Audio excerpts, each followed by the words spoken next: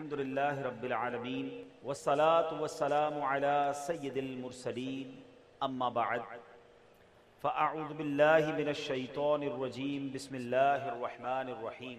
پڑھیے الصلاة والسلام علیک یا رسول اللہ وعلی آلک واصحابک یا حبیب اللہ.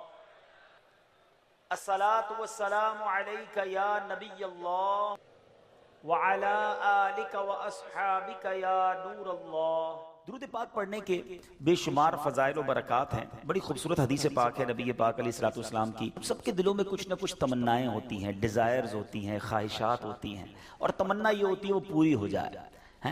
آؤ آج میں بتاتا ہوں. نبی پاک علیہ الصلوۃ والسلام نے ایک فارمولہ دے دیا ہے، ایک زبردست طریقہ بتایا ہے کہ جس سے ہماری آرزویں، ہماری خواہشات، ہماری تمنائیں پوری ہو سکتی ہیں. سرور کائنات علیہ الصلوۃ والسلام نے فرمایا من صلی علی فی یوم 100 مرۃ، جس نے روزانہ مجھ پر 100 مرتبہ درود بھیجا، قضى اللہ لہ 100 حاجۃ، اللہ تبارک و تعالیٰ اس کی 100 حاجتیں پوری فرمائے گا. 100 درود 100 حاجتیں. ہم تو 2-3 حاجتیں پھر ایسے پھنسے ہوئے ہیں کہ وہ کام سیدھے ہو جائیں تو پتہ نہیں کتنے بڑے معاملے حل ہو جائیں گے. 100 حاجتیں. اچھا پھر کرم نوازی دیکھو، اللہ کریم ہے نا، بندوں پر مہربان ہے، وہ زیادہ جانتا ہے، بہتر جانتا ہے کون سی چیز ہمارے لیے کتنی ضروری ہے. تو پھر آقا فرماتے ہیں 70 منہا لآخرتہ و30 منہا لدنیا. آقا فرماتے ہیں ان میں 70 آخرت کی اور 30 دنیا کی حاجات ہوں گی. دنیا میں 30 حاجتیں پوری ہو جائیں گی اور آخرت کی 70 حاجتیں پوری ہوں گی. اور کرنا کیا ہے، محنت کیا کرنی ہے، کوشش کیا کرنی ہے، صرف 100 بار درود پاک پڑھنے والے کو یہ اجر ملتا ہے. تو اے میرے میٹھے اسلامی بھائیوں، چلتے پھرتے اٹھتے بیٹھتے آج کل سوشل میڈیا پہ گھنٹوں ہمارے وقت گزر رہے ہیں، اس سے بچیے اور درود پاک اپنی زبان پر جاری رکھیے. پھر دیکھیں انشاءاللہ. بلکہ میں سچ بتاؤں، اگر کوئی ایسا میرا بھائی بیٹھا ہے نا جو پریشان ہے، بیمار ہے، قرضے میں ڈوبا ہوا ہے، کسی ڈیفیکلٹی میں ہے، گھر میں پرابلم ہے، طبیعت ٹھیک نہیں ہے، آپ یقین کریں، آپ درود پاک کا وظیفہ شروع کر دیں اور پڑھتے رہیں. بس آپ اپنی آنکھوں کے سامنے دیکھیں گے کہ چیزیں آسان ہونا شروع ہو گئی ہیں، طبیعت بہتر ہونا شروع ہو گئی ہے، بوجھ ہلکا ہونا شروع ہو گیا ہے، ٹینشن فارغ ہونا شروع ہو گیا ہے. مسئلہ یہی تو ہے کہ پرابلم میں، مشکل میں ہم سب کو یاد کرتے ہیں، سب کے پاس جاتے ہیں، نہیں پکارتے تو اپنے رب کو نہیں پکارتے، اللہ کے حبیب علیہ الصلوۃ والسلام پر درود نہیں پڑھتے. تو اپنی عادت بنائیں. اور درود پاک تو کب کب کس کس کو کام آیا ہے. اگر میں یہ کہوں نا کہ میری اور آپ کی دنیا میں آمد کا ایک سبب بھی ہم سب کی جو تخلیق ہوئی ہے، ہمارے جد امجد کون ہیں، ہم کس کی اولاد ہیں؟ حضرت آدم علیہ السلام کی. اچھا ماشاءاللہ، حضرت آدم یعنی ہماری امی حضور پھر کون ہوئی؟ بی بی حوا. ماشاءاللہ اتنا تو پتا ہے نا. حضرت آدم اور بی بی حوا کا رشتہ کیسے ہوا آپ کو پتا ہے؟ یہ نکاح کیسے ہوا، یہ رشتہ ہوا، یہ جوڑا بنا تو یہ سلسلہ بنی آدم شروع ہوا نا، اولاد شروع ہوئی. اور بڑھتے بڑھتے بڑھتے آج ہم سارے دنیا میں آ گئے. ہمیں آدمی کہا کیوں جاتا ہے؟ ہم حضرت آدم علیہ السلام کی اولاد ہے نا. اب آؤ بتاتا ہوں، یہ پہلا نکاح، یہ پہلا رشتہ، یہ پہلا جو جوڑا بنا وہ کیسے بنا؟ سبحان اللہ. اب اس کے بارے میں یہ آتا ہے کہ جب علامہ نبہانی رحمۃ اللہ تعالی نقل کرتے ہیں کہ جب اللہ عز و جل نے حضرت آدم علیہ السلام کو پیدا کیا، انہوں نے آنکھیں کھولی تو عرش پر اسم محمد صلی اللہ علیہ وسلم لکھا ہوا دیکھا. حضرت آدم کے دنیا میں آنے سے پہلے ہی میرے آقا کا چرچا ہے، نبی پاک کا نام عرش پر لکھا ہوا ہے. اب عرض کی اے میرے رب، کیا مجھ سے بڑھ کر بھی تیری بارگاہ میں کوئی عزت والا ہے، معزز ہے؟ حضرت آدم اللہ سے پوچھ رہے ہیں. ارشاد فرمایا ہاں، یہ نام تیری اولاد میں سے ایک نبی علیہ الصلوۃ والسلام کا ہے جو تجھ سے بڑھ کر میرے یہاں معزز ہے. حضرت آدم سے کہا جا رہا ہے کہ تجھ سے بڑھ کر میرے ہاں معزز ہیں. اگر وہ نہ ہوتے تو میں نہ آسمانوں کو پیدا کرتا، نہ زمین کو، نہ جنت کو، نہ جہنم کو. کہ جب اللہ عز و جل نے ان کی پسلی سے حضرت حوا رضی اللہ تعالی عنہا کو پیدا کیا تو آدم علیہ الصلوۃ والسلام نے انہیں دیکھا، ایسی مخلوق جس کے مشابہ کوئی اور مخلوق نہ تھی. اللہ عز و جل نے حضرت آدم علیہ الصلوۃ والسلام میں خواہش بھی پیدا کی. تو انہوں نے عرض کی الہی یہ کون ہیں؟ فرمایا حوا رضی اللہ تعالی عنہا. عرض کی مولا میرے ساتھ جوڑا بن جائے. ارشاد ہوا تم اس کا مہر ادا کرو. عرض کی مولا مہر کیا ہے؟ ارشاد فرمایا اس نام والے پر 10 مرتبہ درود بھیجنا ہے. جس کا نام عرش پہ دیکھا ہے نا، اس کے نام پر 10 بار اس نام والے پر درود بھیجو. تو کہا اے اللہ میں نے ایسا کر لیا تو کیا میرا جوڑا ہو جائے گا، میرا جوڑا بن جائے گا؟ فرمایا ہاں. اب حضرت آدم علیہ السلام نے 10 بار درود پاک پڑھا اور یہ مہر بنا حضرت آدم علیہ السلام اور بی بی حوا رضی اللہ تعالیٰ عنہ کے درمیان جوڑا بننے کا رشتہ ہوا. اور اس کے بعد یہ ساری کائنات میں جو ہم دنیا میں آئے تو گویا پتہ چلا کہ وجہ تخلیق کائنات، یہ تو اس حدیث سے بھی پتہ چل گیا کہ نبی پاک علیہ السلام کے لیے یہ کائنات بنائی گئی. اور سبحان اللہ حضرت آدم علیہ السلام کا جو بی بی حوا سے جوڑا بنتا ہے اس کا مہر بھی نبی پاک پر درود پڑھنا ہے. اب سوچئے کب سے نبی پاک پر درود بھیجا جا رہا ہے، کب سے میرے آقا کا چرچا ہے. اللہ اکبر. شاعر لکھتے ہیں نا کہ یہ کائنات بنائی کیوں گئی، اتنی سجائی کیوں گئی. سبحان اللہ. وہ کہتے ہیں کہ خدا کیوں نہ کرتا آرائشیں بزم امکا میں، خدا کیوں نہ کرتا آرائشیں دنیا کے ساما میں، تمہیں دولہا بنا کے بھیجنا تھا بزم امکا میں. یہ ساری کائنات ہی سجائی گئی ہے نبی پاک علیہ السلام کے لیے. مولانا حسن ادا خان صاحب لکھتے ہیں نا، کونین بنائے گئے سرکار کی خاطر، کونین بنائے گئے سرکار کی خاطر، کونین کی خاطر تمہیں سرکار بنایا، ایسا تجھے خالق نے طرح دار بنایا، یوسف کو تیرا طالب دیدار بنایا. حضرت آدم علیہ السلام نے جب یہ سوال کیا ہوگا، ذرا امیجن کریں کہ یا اللہ مجھ سے بڑھ کر بھی کوئی تیرے یہاں عزت والا ہے. تو بتایا کیا گیا ہے تیری اولاد میں آنا تیرے بعد بظاہر ہے مگر تجھ سے بھی زیادہ عزت والا ہے. سید اعلیٰ حضرت امام اہل سنت بڑا پیارا شعر لکھتے ہیں کہ جب سے حضرت آدم علیہ السلام کو یہ پتا چلا کہ میری اولاد میں کوئی ایسی شخصیت نے بھی آنا ہے جو رب کے یہاں اتنا مقبول ہے، تو اس کی یاد میں حضرت آدم علیہ السلام گویا گم رہا کرتے. سبحان اللہ. سید اعلیٰ حضرت لکھتے ہیں کہ حضرت آدم علیہ السلام کیا کہا کرتے کہ ظاہر میں میرے پھول ہیں، حقیقت میں میری اصل. بعد میں آنے والا تنے کے تنا جو ہے اس کے بعد پھول آتا ہے نا، کہتے ظاہر میں تو میرے پھول ہیں، حقیقت میں میری اصل. اس گل کی یاد میں یہ صدا ابوالبشر کی ہے. ابوالبشر کہتے ہیں حضرت آدم علیہ السلام کو، وہ اس وقت بھی نبی پاک کو یاد کرتے تھے کہ ایک پھول نے آنا ہے لیکن باغ سجایا اسی کے لیے گیا ہے، سب ساری کائنات سجی اسی کے لیے ہے. سید اعلیٰ حضرت لکھتے ہیں نا، کیا خوبصورت بات لکھتے ہیں، انہی کی بو مایائے سمن ہے، انہی کا جلوہ چمن چمن ہے، انہی سے گلشن مہک رہے ہیں، انہی کی رنگت گلاب میں، آقا ہی کا سب کچھ ہے، انہی کا سب یہ سجایا ہوا، ان کے صدقے سے یہ ساری کائنات بنی ہے. اللہ بس نبی پاک کا سچا غلام بنا لے، آقا اپنی غلامی میں قبول فرما لیں، نبی پاک کا ذکر زبان پر جاری ہو جائے.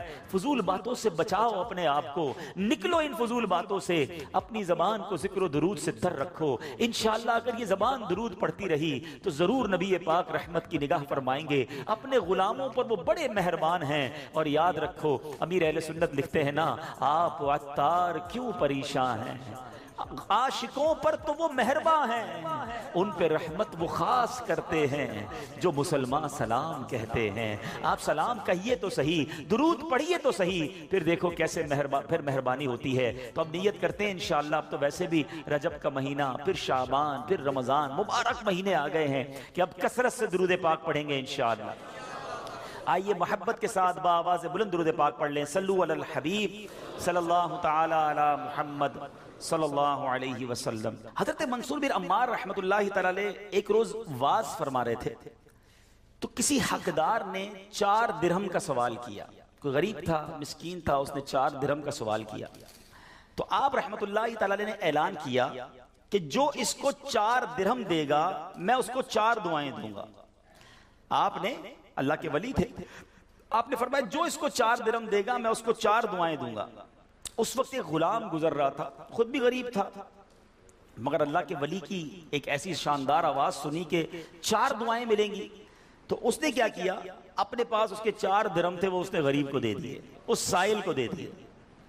تو حضرت نے کہا کہ اب بتاؤ کون سی 4 دعائیں کروانی ہیں.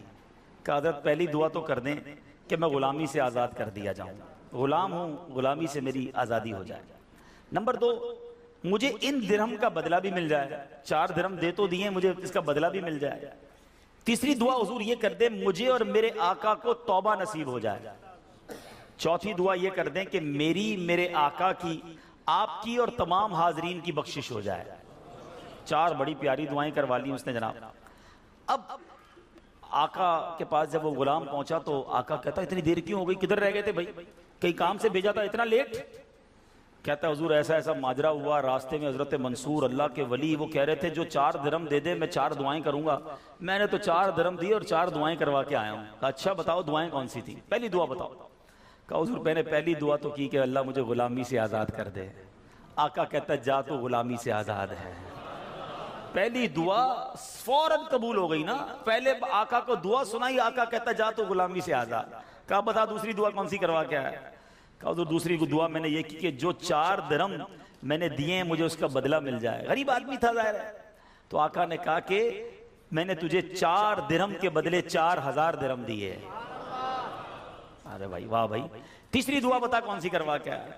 کہا حضور تیسری دعا میں نے کی کہ مجھے اور میرے آقا کو گناہوں سے توبہ کی توفیق نصیب ہو. یہ سنتے ہی آقا واقعی آقا تھا، اس کی زبان پر استغفار جاری ہو گیا، کہنے لگا یا اللہ میں اپنے پچھلے سارے گناہوں سے توبہ کرتا ہوں. کہا بتا چوتھی دعا کیا کروائی تھی؟ کہا حضور چوتھی دعا یہ تھی کہ آپ کی یعنی میرے آقا کی، میری اور تمام حاضرین اجتماع کی مغفرت ہو جائے. یہ سن کر آقا نے کہا 3 باتیں تو میرے اختیار میں تھی، وہ میں نے کر لی، چوتھی میرے ہاتھ میں نہیں ہے. مغفرت کرنا تو اللہ کا کام ہے نا. اسی رات آقا نے خواب میں کسی کہنے والے کو سنا کہ جو تمہارے اختیار میں تھا وہ تم نے کر دیا، اور میں ارحم الراحمین ہوں، میں نے تمہیں، تمہارے غلام کو، منصور بن عمار کو اور تمام حاضرین کو بخش دیا ہے. کیا بات ہے، کیا بات ہے، سبحان اللہ. یہ میرے میٹھے اسلامی بھائیوں یہ واقعہ جو ہے یہ کتنی زبردست موٹیویشن ہے کہ ہمیں نہیں پتا ہوتا کسی غریب کی مدد کر کے، کسی محتاج کی مدد کر کے، کسی پریشان حال بندے کی مدد کر کے ہم کبھی کبھی ایسی دعا لے لیتے ہیں کہ ہمیں اندازہ بھی نہیں ہوتا، اور وہ ایسی دعا دے دیتا ہے کہ بگڑی بن جاتی ہے، مشکلیں ٹل جاتی ہیں.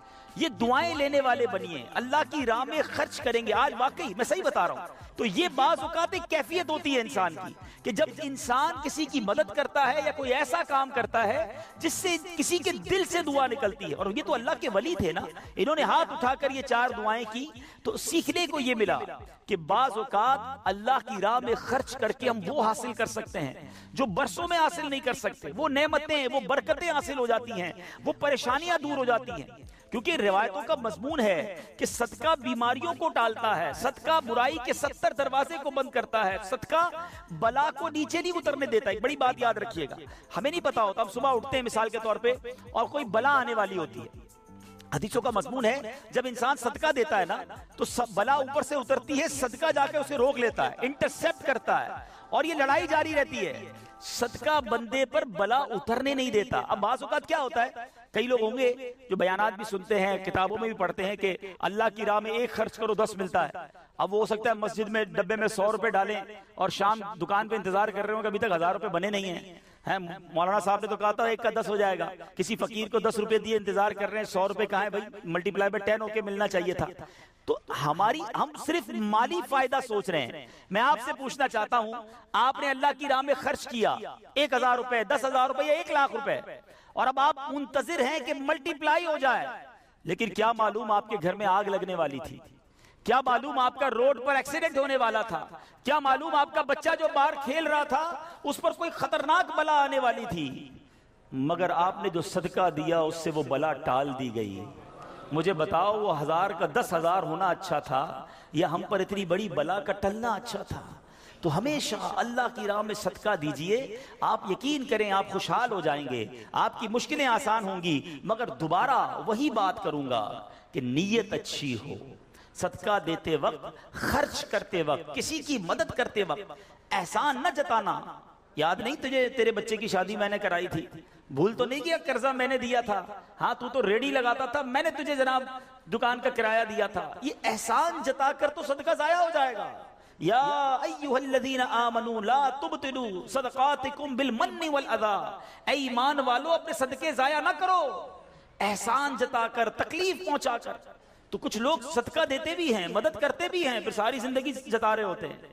تو یہ بربادی ہے، یہ نہ کریں. بس اللہ کے لیے، اللہ کی رضا کے لیے آپ خرچ کریں اور پھر دیکھیں اس کی برکتیں کیسے ملتی ہیں۔ قرآن میں اللہ تبارک و تعالی اپنی راہ میں خرچ کرنے والوں کو کیسا مجدہ سناتا ہے، کیسی خوشخبری ہے، کیسا فرمان ہے۔ اللہ فرماتا ہے ان المصدقین والمصدقات واقرضوا اللہ قرضا حسنا یضاعف لهم ولهم اجر کریم، بے شک صدقہ دینے والے مرد اور صدقہ دینے والی عورتیں اور وہ جنہوں نے اللہ کو اچھا قرض دیا ان کے دونے ہیں اور ان کے لیے عزت کا ثواب ہے۔ اب کمال یہ ہے، یہ ایک جگہ نہیں، قرآن میں کئی جگہ اللہ تبارک و تعالیٰ نے قرض کا لفظ استعمال کیا ہے۔ کوئی اللہ کو جو اچھا قرض دے؟ مجھے ایک بات بتائیے، میں آپ میں سے کسی کو کوئی 10,000 روپے رکھوائے اور تھوڑے دنوں بعد کہے کہ ذرا وہ 10,000 میں سے 5,000 روپے دے دو، تو اس 5,000 دینے والے نے کوئی کمال کیا؟ اس کا تو کوئی کمال نہیں نا، پیسے میرے تھے اور میں نے کہا کہ میرے 10,000 میں سے 5,000 مجھے دے دو، کیا کمال کیا؟ میرے پیسے دے واپس دے دیے۔ مگر اللہ کی شان دیکھو، اللہ کی کرم نوازی دیکھو، شان کریمی دیکھو، ہم سب کو دانا دانا اس نے دیا ہے۔ ہم تو پیدا ہوئے تھے، کپڑے بھی جسم پر نہیں تھے، کھانے کو اس نے دیا، پہننے کو اس نے دیا، گھر اس نے دیا، مال اس نے دیا، سب اس نے دیا، مگر جب اس کی راہ میں خرچ کرنے کی باری آتی ہے تو کہتا ہے، فرماتا ہے قرآن میں، ہے کوئی جو اللہ کو اچھا قرض دے؟ اللہ کا مال ہے، ہم نے کیا کمال کرنا تھا؟ ہم خرچ کرتے، کچھ بھی نہ دیتا اس کے بدلے پھر بھی اسی کا مال تھا، مگر مہربانی دیکھو، مال بھی وہ دیتا ہے، توفیق بھی وہ دیتا ہے، خرچ کریں تو ثواب بھی وہی دیتا ہے، عطا بھی وہی کرتا ہے۔ اور علماء نے بڑی زبردست اس پہ ڈیبیٹ کی ہے، مفسرین نے بحث کی ہے کہ جناب ان آیتوں میں قرض کا لفظ کیوں لایا گیا؟ اللہ اکبر۔ فرمایا جب آپ اور میں، دنیا میں بندہ کسی کو قرضہ دیتا ہے نا تو امید ہوتی ہے یہ قرضہ واپس ملے گا، اگر امید نہ ہو تو پھر یہ قرض نہیں ہے، پھر تو تحفہ ہو جائے گا۔ آپ کسی کو تحفہ دیتے تو آپ کو پتہ یہ واپس نہیں آئے گا، لیکن قرضہ دیتے وقت آپ طے کرتے ہیں کتنے دنوں میں دو گے، کب دو گے، کیسے لوٹاؤ گے، تھوڑی بندہ معلومات بھی کرتا ہے، یار قرضہ دے رہا ہوں واپس ملے گا نہیں ملے گا۔ تو قرض کے جب بھی لفظ لون آئے گا، قرض آئے گا، اس کا مطلب یہ کہ یہ واپس ملنا ہے۔ تو اللہ نے قرآن میں گویا وعدہ فرما لیا ہے کہ تم جو میری راہ میں خرچ کرتے ہو، یہ اللہ کو قرض دینا ہے، یہ تمہیں واپس ملے گا، یہ لوٹایا جائے گا اور زیادہ دیا جائے گا۔ تو ہمیں اللہ کی راہ میں خرچ کرتے وقت یہ ذہن رکھنا چاہیے۔ سبحان اللہ۔ اب بانٹنے سے کیا گھٹتا ہے؟ بڑی خوبصورت حدیث پاک ہے، ذرا سمجھیے گا۔ ایک بار حضرت عائشہ صدیقہ رضی اللہ تعالی عنہا سے مروی ہے کہ اہل بیت نے، نبی پاک کے گھر والوں نے ایک بکری ذبح کی اور پیارے آقا علیہ الصلوۃ والسلام تشریف لائے، بکری ذبح کی اور انہوں نے کچھ تقسیم بھی کر دی۔ حدیث کا مضمون ہے، نبی پاک آئے اور ارشاد فرمایا کہ اے عائشہ کیا بچا ہے؟ بکری کو کاٹا تھا، تقسیم کی، کیا بچا؟ عرض کی گئی کہ حضور کاندھے کے سوا کچھ نہیں بچا ہے، کاندھے کا گوشت بچا لیا گیا ہوگا، باقی بانٹ دیا۔ نبی پاک نے ایک جملے میں ساری بات سمجھا دی، اگر آپ سمجھ جائیں۔ آقا نے فرمایا عائشہ کاندھے کے سوا سب بچ گیا ہے۔ بات آ رہی ہے سمجھ میں؟ کہا کیا گیا؟ حضور کاندھا بچ گیا ہے، کاندھے کے سوا کچھ نہیں بچا۔ اور نبی پاک نے فرمایا کاندھے کے سوا سب بچ گیا ہے، یعنی جو بٹ گیا ہے وہ بچ گیا ہے۔ یہ ذہن بنا لو کہ آج میں نے اور آپ نے جو اللہ کی راہ میں خرچ کیا وہی بچا ہے، ورنہ باقی تو ہم کھا کے ختم کر دیں گے نا۔ اگر ہم مر جائیں گے تو یہ پیسے تو بچوں کے وراثت میں چلے جائیں گے۔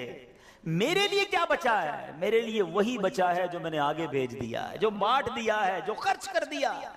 عقل اگر آ جائے ہمیں، اللہ کرے کہ ہمیں اس بات کی سمجھ آ جائے کہ آج اگر خوشحالی ہے، آج اگر مال جیب میں ہے، بینکوں میں پڑا ہے، گھر خالی پڑے ہیں، یہ خالی پڑے رہ جائیں گے اور میں دنیا سے چلا جاؤں گا۔ اگر میں چاہتا ہوں یہ آخرت کے اکاؤنٹ میں جمع ہو جائیں، میں یہ پیسہ لے کر جنت میں جاؤں اور اس پیسوں کے بدلے جنت کی نعمتیں کما لوں، تو مجھے یہاں یہ اللہ کی راہ میں خرچ کرنا پڑے گا۔ اور یہ بات میں نہیں کہہ رہا، آپ اور میں یہاں رہنے والے بھی، یہاں بھی کمیٹی ڈالی جاتی ہوگی، BC ہوتی ہوگی کہ تھوڑے تھوڑے پیسے جس میں جمع ہوتے ہیں اور وقت پر مل جاتے ہیں، انسان کمیٹی ڈالتا ہے کہ یار کبھی برے وقتوں میں کام آئے گی، بچی کی شادی میں کام آئے گی، ایسا ہوتا ہوگا نا آپ کے یہاں بھی۔ اب میں آپ کو حدیث قدسی سناتا ہوں، حدیث قدسی ہے جس کا مضمون ہے اے ابن آدم اپنا مال میرے پاس جمع کرا دے۔ اللہ فرماتا ہے اے ابن آدم اپنا مال میرے پاس جمع کرا دے، نہ جلے گا، نہ ڈوبے گا، نہ کم ہوگا، میں تجھے اس دن لوٹاؤں گا جس دن تجھے ایک ایک نیکی کی ضرورت ہوگی۔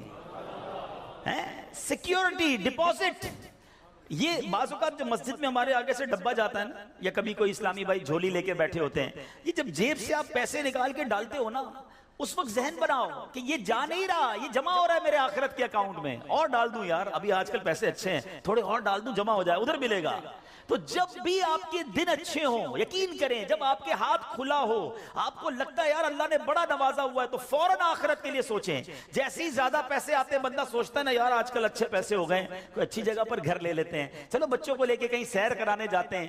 آپ اپنے پیسے کو دنیا میں انجوائمنٹ کے لیے جب یوز کر رہے ہیں، تو اسی پیسے کو آخرت کی انجوائمنٹ کے لیے، آخرت کی لگزریز کے لیے، آخرت کی نعمتوں کے لیے استعمال کرنے کا ذہن بنائیں اور دیتے چلے جائیں۔ میں یہاں ایک مشورہ بھی دینا چاہوں گا، بالخصوص میرے بزرگوں کو، اللہ نے جن کو نوازا ہے، بلکہ میں کہتا ہوں تھوڑے پیسے بھی ہیں نا، یہ میرا مشورہ یاد رکھ لو۔ اور یہ امیر علیہ سنت نے ایک بار مدنی مذاکرے میں بھی فرمایا تھا۔ ہم نے الحمدللہ تحدیث نعمت کے لیے عرض کرتا ہوں، الحمدللہ میری والدہ مرحومہ نے، میرے والد صاحب نے، میں نے خود بھی، ہمارے گھر والوں نے، ہم نے اس طریقے پر عمل کیا اور اس کی برکتیں پائی ہیں۔ تو اچھی نیت سے میں آپ کو بتاتا ہوں کہ ہم دیکھیں دنیا میں ہیں، ٹھیک ہے، ہم نے بہت سارے ایسے جنازے پڑھے ہیں، ایسے سویم میں بھی گئے ہیں، 40ویں میں بھی گئے ہیں، اور جا کے ہم نے مرحوم کے بچوں کو کہا ہے کہ دیکھیں آپ کے ابو جان چلے گئے دنیا سے، کروڑوں روپے چھوڑ کر گئے ہیں، آپ کے ابو نے کتنا کیا آپ کے لیے، اب آپ اپنے ابو کے لیے کچھ کیجئے، کوئی مسجد بنائیے، کوئی مدرسہ بنائیے، کوئی کنواں کھدوائیے، اپنے والد کو ثواب پہنچائیے۔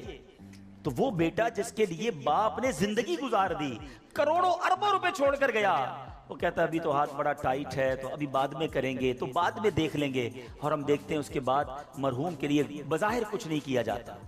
تو آج مجھے اور آپ کو اپنی فکر خود کرنی ہے۔ اگر آپ نے پیسے کمائے ہیں نا، آپ نے مکان بنائے ہیں، آپ نے جائیدادیں بنائی ہیں، تو اپنی فکر خود کیجئے۔ اس کے دو طریقے ہیں، ایک طریقہ اپنی زندگی میں ہی انہوں نے ماشاءاللہ یہ مسجد بنا دی، مدرسہ بنا دیا، بہت اچھی بات ہے، یا تو یہ کر لیں، اور اگر یہ نہیں کر پا رہے تو دوسرا طریقہ بتاتا ہوں جو بڑا آسان ہے، وہ یہ ہے کہ انسان کو شریعت نے یہ اختیار دیا ہے کہ آپ اپنی وصیت کر جائیں، اور وصیت میں 30% آپ وصیت کر سکتے ہیں کہ آپ کے چھوڑے گئے مال میں سے 30% کسی نیکی کے کام میں خرچ کر دیا جائے، آپ کے لیے صدقہ جاریہ کے لیے خرچ کر دیا جائے۔ بھائیوں والا مشورہ ہے، آپ عمل کریں نہ کریں، کہ اگر زندگی میں یہ وصیت کر دیں کہ میرے مرنے کے بعد جو بھی میرا مال بچے گا اس میں سے 30% جو ہے وہ دعوت اسلامی کو یہ کہہ کر دیا جائے کہ میرے لیے صدقہ جاریہ کے لیے مسجد، مدرسہ، جامعہ، کوئی ایسا کام کر دو کہ قیامت تک مجھے ثواب ملتا رہے۔ مجھے بتاؤ مرنے کے بعد آپ کا مال 70% تو بچوں کے لیے بچے گا نا، 30% تو اپنے ساتھ لے جاؤ، اپنی جنت بنا لو۔ ورنہ ہوتا یہ ہے کہ ساری زندگی والد نے محنت کی، محنت کرتے کرتے بوڑھا ہو گیا، لاکھوں کروڑوں روپے کی جائیدادیں چھوڑ کر گیا، اور مرنے کے بعد خاندان میں کوئی ایصال ثواب، کوئی خرچ کرنے کے لیے تیار نہیں ہے۔ تو دو چیزیں یاد رکھیں، ایک تو زندگی ہی میں اپنے لیے ثواب جاریہ والے کام کر لیں۔ اللہ کی رحمت سے دعوت اسلامی ساری دنیا میں مسجدیں بنا رہی ہے، ماشاءاللہ ایسے کئی کام ہو رہے ہیں جو قیامت تک چلنے والے ہیں۔ آپ اپنی زندگی میں اپنے لیے وہ کام کر لیجئے، اور اگر ایسا نہ بھی کر سکیں اور کر بھی لیا ہو تو وصیت کرنے میں تو کوئی حرج نہیں ہے کہ مرنے کے بعد تو میرا مال میرے پاس رہنا ہی نہیں ہے، تو کیوں نہ وہ میرے ساتھ جنت میں مجھے کام آ جائے۔ اور آج بھی صدقہ کیسی کیسی پریشانیوں اور بیماریوں کو دور کرتا ہے، اللہ اکبر۔ ایک اور ایمان افروز واقعہ سناتا ہوں کہ ایک بار حضرت عیسیٰ علیہ نبینا علیہ السلام کے زمانے میں ایک دھوبی تھا جو لوگوں کے کپڑے آپس میں تبدیل کر دیتا تھا، یعنی لوگوں کے کپڑے ملا دیتا، لوگ بڑے پریشان تھے اس سے۔ تو لوگوں نے حضرت عیسیٰ علیہ السلام کو اس کے متعلق بتایا، تو آپ نے اللہ عز و جل کی بارگاہ میں دعا کی کہ اے اللہ اس کو ہلاک فرما دے۔ اللہ کے نبی نے ایک ایسے شخص کے لیے دعا کی کہ یا اللہ اس کو ہلاک کر دے، تیرے بندے اس سے بڑے پریشان ہیں۔ ایک روز وہ دھوبی بالکل اسی معمول میں نکلا، اس کے پاس 3 روٹیاں تھیں۔ ایک سائل آیا، ایک فقیر آیا، اور اس نے کہا کہ اللہ کے لیے مجھے روٹی دے دے۔ تو آپ نے اس دھوبی نے ایک روٹی اس سائل کو دے دی۔ سائل نے دعا دی کہ اللہ تعالیٰ تجھ سے آفات سماویہ کا شر دور کر دے، آسمانی بلاؤں کو دور کر دے۔ دھوبی بڑا متاثر ہوا، بڑی پیاری دعا دی، ایک اور روٹی بھی دے دی۔ اس سائل نے دعا دی کہ اللہ تعالیٰ تجھے جملہ آفتوں سے محفوظ رکھے۔ اس نے تیسری روٹی بھی دے دی۔ اب اس سائل نے دعا دی اللہ تجھے توبہ کی توفیق عطا فرمائے۔ اب اس دوران ایک بڑا سانپ اس کی گٹھڑی میں داخل ہو چکا تھا، کیونکہ حضرت عیسیٰ نے دعا کی تھی اس کو ہلاکت کی. ایک بڑا سا سانپ جو ہے اس کی کپڑوں کی گٹھڑی میں داخل ہو چکا تھا. جب دھوبی نے کپڑے لینے کا ارادہ کیا تو اس سانپ نے اسے ڈسنا چاہا.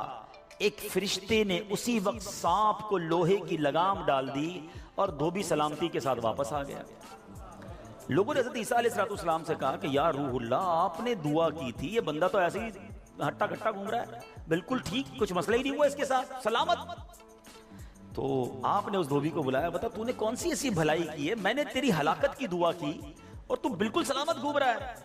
وہ کہتا حضور میں نے 3 روٹیاں صدقہ کی ہیں. اتنے گناہ، اتنی خطائیں، سارا شہر پریشان، مگر جب صدقہ کیا 3 روٹی کا، آپ نے اس سانپ سے پوچھا کہ تو نے قتل کیوں نہیں کیا، تیری تو ڈیوٹی تھی نا.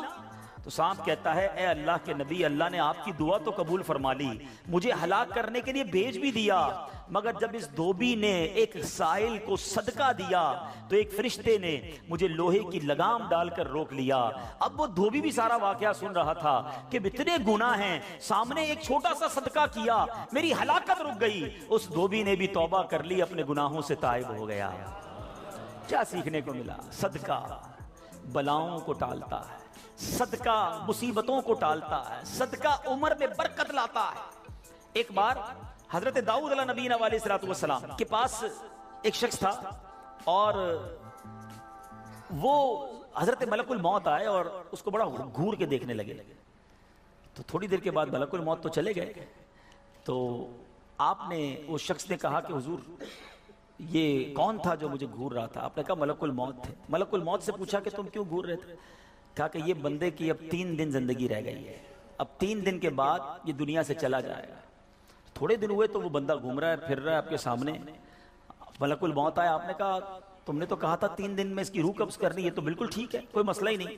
کہا حضور 3 دن ہی باقی تھے، میں نے روح قبض کرنے پہنچنا تھا. جس دن پہنچنا تھا اس دن یہ بندہ گھر سے باہر نکلا. ایک غریب نے صدا لگائی، ایک فقیر نے پکارا، اس نے 20 درہم اس کو دیے. اس فقیر نے اس کو دعا دی، اللہ نے وہ دعا ایسی قبول کی کہ ہر درہم کے بدلے اس کی عمر میں 1 سال کا اضافہ فرما دیا. 20 سال عمر بڑھ گئی ہے اس کی.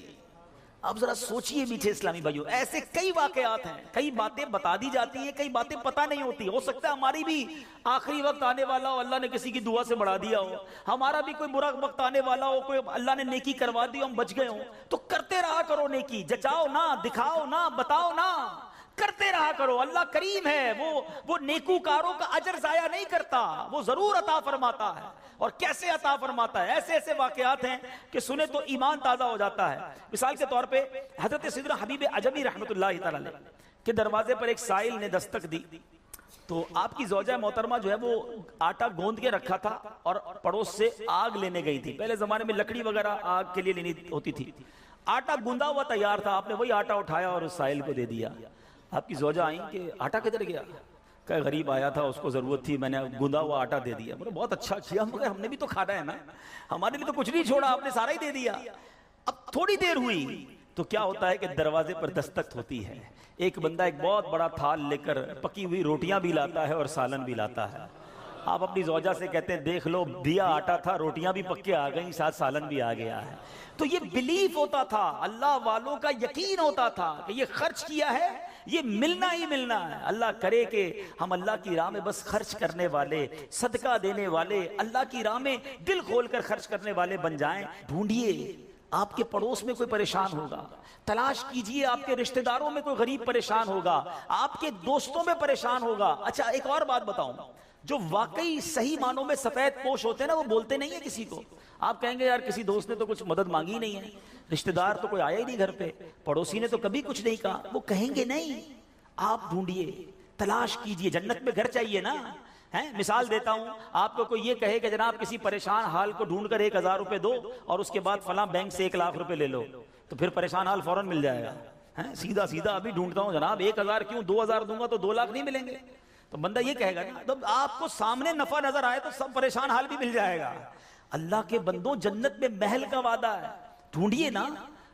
آپ کے غریب رشتہ دار پریشان ہوں گے، کسی کی بچی کی شادی ہونے والی ہوگی، کوئی بیچارہ گھر میں اچھا کھانا نہیں کھاتا ہوگا، چلے جائیں اس کے گھر اور اس کی کچھ مدد کر کے آئیں. اور ایک اور بات بھی بتا دوں، بعض اوقات جب یہ پریشان حالوں کی پریشانیاں دور کرنے کی بات ہوتی ہے نا تو بندہ سمجھتا ہے یار یہ پیسے سے ہی دور ہوگی، میں تو ہوں ہی غریب.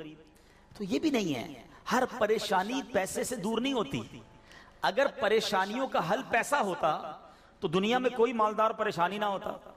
اس کو پریشانی آتی، پیسے خرچ کرتا، پریشانی دور کر دیتا. ایسا نہیں ہے. ہر پریشانی کا مداوا، ہر پریشانی کا سولوشن پیسہ نہیں ہے. آپ کو یہ نہیں کہا گیا کہ جو مالی مدد کرے گا اسے جنت میں محل دیا جائے گا. جو کسی مسلمان کی پریشانی دور کرے، بعض اوقات حوصلہ دینے سے پریشانی دور ہو جاتی ہے، ہمت دلانے سے پریشانی دور ہو جاتی ہے. یار گھبرانا نہیں، میں تمہارے ساتھ ہوں، ٹینشن مت لینا، میں بیٹھا ہوں. بیمار ہے، اس کے گھر چلے گئے، تھوڑی دیر اس کے ساتھ بیٹھے، اسے ڈاکٹر کے پاس لے گئے. کسی کا بیچارے کا کوئی معاملہ ہے تو ساتھ جا کر وہ معاملہ حل کروا دیا. یہ کبھی کبھی کچھ اچھے میٹھے بول بھی پریشانی دور کر دیتے ہیں. لیکن ہمیں اچھے بول بھی تو آنے چاہیے، مسکرانا بھی تو آنا چاہیے، حوصلہ دینے بھی تو آنا چاہیے. سیدی اعلیٰ حضرت امام اہل سنت کمال کی بات لکھتے ہیں. آپ فرماتے ہیں شربت نہ دیں کریں بات لطف سے. شربت نہیں پلانا، نہ پلاؤ، اچھی بات تو کر لو یار. شربت نہ دیں کریں بات لطف سے، یہ شہد ہو تو پھر کسے پرواہ شکر کی ہے. بعض اوقات مسکرا کر مل لینا بندے کے دکھ دور کر دیتا ہے. چند اچھی باتیں. ہمیں آ کر کوئی کہتا نا یار بڑی بیمار ہوں، پریشان ہوں، اچھا چلو ٹھیک ہے یار اب کل سے ٹائم پہ آ جانا. ارے اللہ کے بندے، اس نے اپنی پریشانی بتائی، تھوڑا اس سے ہمدردی تو کریں. اچھا کیا ہو گیا، خیر تو ہے، کیسے بیمار ہو گئے، ڈاکٹر کو دکھایا کہ نہیں، میری ضرورت ہے تو بتائیں، کوئی کام ہو تو بتائیں. آپ نے پیسے دیے ان 5 جملوں میں؟ نہیں دیے نا، مگر کیا بتاؤ اس کا درد کم نہیں ہو گیا ہوگا، اس کو حوصلہ نہیں مل گیا ہوگا. یاد رکھو میٹھے اسلامی بھائی، یہ جو الفاظ ہیں نا، ہماری باتیں ہیں، یہ الفاظ زخم پر مرہم کا کام بھی کرتے ہیں اور یہی الفاظ زخم پر نمک کا کام بھی کرتے ہیں. ہم بعض اوقات کسی کے زخموں پر نمک چھڑک دیتے ہیں. وہ پریشان ہے، تکلیف میں ہے، مصیبت میں ہے، اور اس کو ایسا جملہ کہہ دیتے ہیں کہ اس کی پریشانی بہت بڑھ جاتی ہے. اور کبھی کبھی چند اچھے جملے انسان کا غم بھلا دیتا ہے. اللہ کے واسطے اچھا بولنا سیکھیے، نرم ہو جائیے، شفیق ہو جائیے. مثال کے طور پہ کوئی بندہ آیا کہ یار اسکوٹر کا ایکسیڈنٹ ہو گیا، اور میں نے تو پہلے ہی پتا تھا تیرا ایکسیڈنٹ ہونا ہے، تو چلاتا ہی صحیح نہیں ہے، پہلے ہی تیزی سے چلاتا ہے. کیوں چلاتا ہے اسکوٹر جب چلانے نہیں آتی؟ اب بتاؤ بندہ کہ یار ایکسیڈنٹ بھی ہوا ہے، اس کے باتیں بھی سنوں میں، تو یہ زخم پر نمک ہو گیا نا. آپ یہ باتیں بعد میں سمجھا لینا کہ یار تیز مت چلایا کرو، مگر ابھی تو حوصلہ دیں، ابھی تو بیچارے کی طبیعت پوچھیں، ابھی تو اس کی پریشانی دور کریں. تو ایسی بہت ساری مثالیں ہیں کہ جب بھی ہمارے پاس کوئی پریشان حال آئے نا تو اسے اچھی بات کریں، حوصلہ دیں، پریشانی دور کریں. تو انشاءاللہ میں بھی کوشش کرتا ہوں، آپ بھی کوشش کریں کہ انشاءاللہ رجب میں ضرور کسی کی پریشانی دور کریں گے انشاءاللہ. اب یہ سینکڑوں اسلامی بھائی یہاں بیٹھے ہیں، ہم سب ایک ایک کی پریشانی دور کریں گے تو ہزاروں مسلمانوں کی پریشانیاں دور ہو جائیں گی نا. یہ اسلام کی بیوٹی ہے، یہ اسلام کی خوبصورتی ہے کہ مسلمان کی مدد کرے، اس کی پریشانی دور کرے. مالی پریشانی ہے تو دور کریں، جسمانی پریشانی ہے تو دور کریں. بعض اوقات فقط مورل پریشان ہوتا ہے، اکیلا ہوتا ہے، تنہا ہوتا ہے، مایوس ہو گیا ہوتا ہے، آپ اٹھا دیں اسے، ہمت دے دیں، وہ اگلا کھڑا ہو جاتا ہے. تو ہمیں یہ کام کرتے رہنا چاہیے. تو بہرحال آج کے اس مختصر سے بیان میں جو میں نے چند باتیں قرآن و حدیث کی روشنی میں، بزرگان دین کے واقعات کی روشنی میں آپ کو بتائیں کہ اللہ کی راہ میں خرچ کیجئے، دل کھول کر خرچ کیجئے. صلو علی الحبیب صلی اللہ تعالی علی